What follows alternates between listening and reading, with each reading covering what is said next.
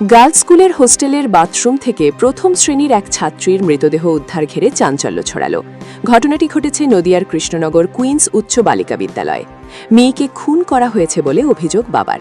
মৃতদেহ উদ্ধার করে ময়নাতদন্তের জন্য পাঠিয়েছে কৃষ্ণনগর কোতোয়ালি থানার পুলিশ। জানা গিয়েছে মৃত ওই শিশুর নাম সঞ্জনা মণ্ডল। তার বয়স 7 বছর। সে কৃষ্ণনগর কুইন্স উচ্চ বালিকা বিদ্যালয়ের প্রাথমিক বিভাগের প্রথম শ্রেণীতে পড়ত। প্রায় 1.5 বছর ধরে হস্টেলে থাকত সে। দ্বিতীয় পক্ষের বাবা অনিমেষ কুমার সাহা শিশুটিকে দেখাশোনা করতেন। তার দেওয়া তথ্য অনুযায়ী আধার কার্ডে শিশুটির ঠিকানা দেওয়া আছে ধুবুলিয়া থানার সোনাতলা। শিশুর মা ভিন রাজ্য গুজরাটে কাজ করেন। অনিমেষ কুমার সাহা কৃষ্ণনগর সন্ধ্যামাঠ পাড়ায় ভাড়া বাড়িতে থাকেন। শিশুটির মায়ের প্রথম পক্ষের বিয়ে হয়েছিল চাপড়ায়। বাবা অনিমেষ কুমার সাহা বলেন, আমাকে স্কুল থেকে খুব সকালে ফোন করে বলা হয় আমার মেয়ে আর নেই।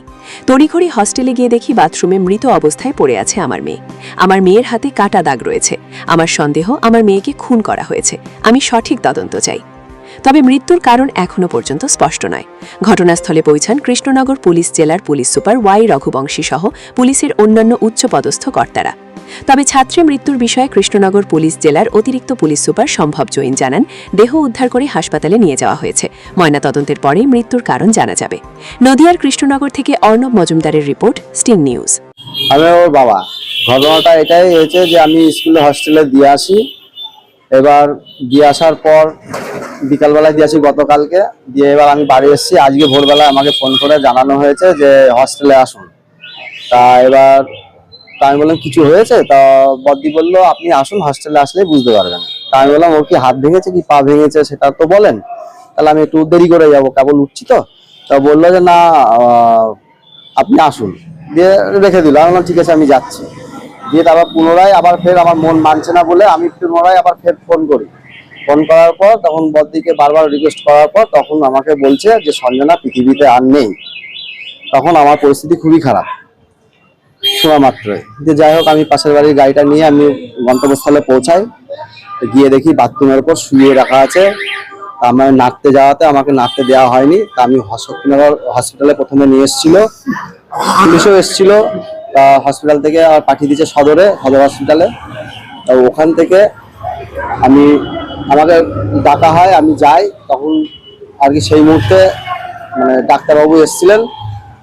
ডাক্তারবাবু দেখার হাতটা যখন উল্টায় তখন দেখি হাতটা কাটা, ওকে পিপলান মার্ডার করা হয়েছে। এবার দ্বিতীয় হাতটা যে কেটেছে সেটা আমি জানতাম না, পরে আবার এখানে এসে জানলাম দ্বিতীয় হাতও কেটেছে।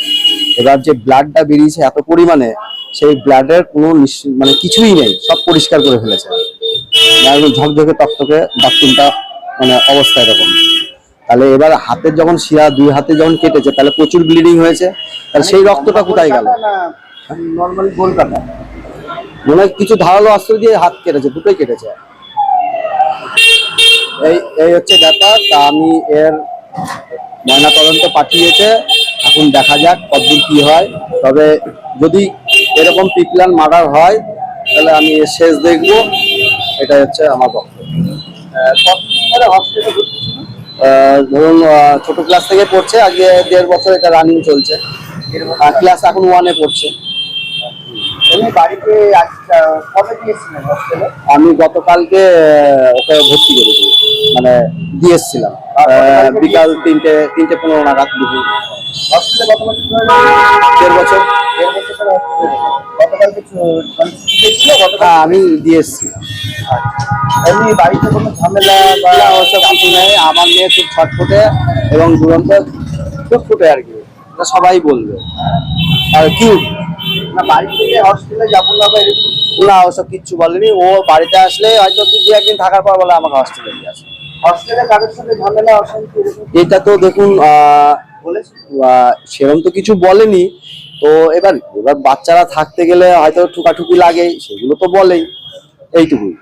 এবার বড় ধরনের তো এবার সন্দেহ বলতে, এবার সন্দেহ দেখুন সন্দেহটা আমি কিভাবে করব, আগে পোস্টমর্টমটা বেরোক, তারপর আমি দেখবো যে কি হচ্ছে কি। এবারে আমিও কিছু বলতে পারবো না, কারণ আমি তো ওখানে প্রেজেন্ট ছিলাম না, আমাকে তো ডেকে নিয়ে যাওয়া হয়েছে। এবার আমি যথারীতি গিয়ে দেখছি ওই পরিস্থিতি। এখন পোস্টমর্টমে পাঠানো হয়েছে, রিপোর্টে এবার যেটা বলবে সেটা। আপনার কি মনে হয় এটা কি আত্মহত্যা না আপনি বলছেন? দেখুন এটা আত্মহত্যা নয়, কারণ ওইটুকুনি একটা বাচ্চা শিশু, 7 বছরও হয়নি এখনো।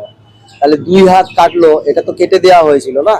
এবার সবাই হয়তো ভাবতে পারে যে সুসাইড, আর একটুখানি বাচ্চা মেয়ে কখনোই সুসাইড করতে পারে না, একে করানো হয়েছে জবরদস্তি। আর আমিও কিছুটা প্রমাণ পেয়েছি, যেহেতু বাথরুমের দরজাটা ভাঙা আছে, প্লাস হচ্ছে মুখটা চেপে রাখা আছে, হাত কেটে দেওয়ার পরে চেপে রেখেছিল মুখটা যত সম্ভব, কারণ মুখের তো একটা ইয়ে পড়বে না, স্পট পড়বে।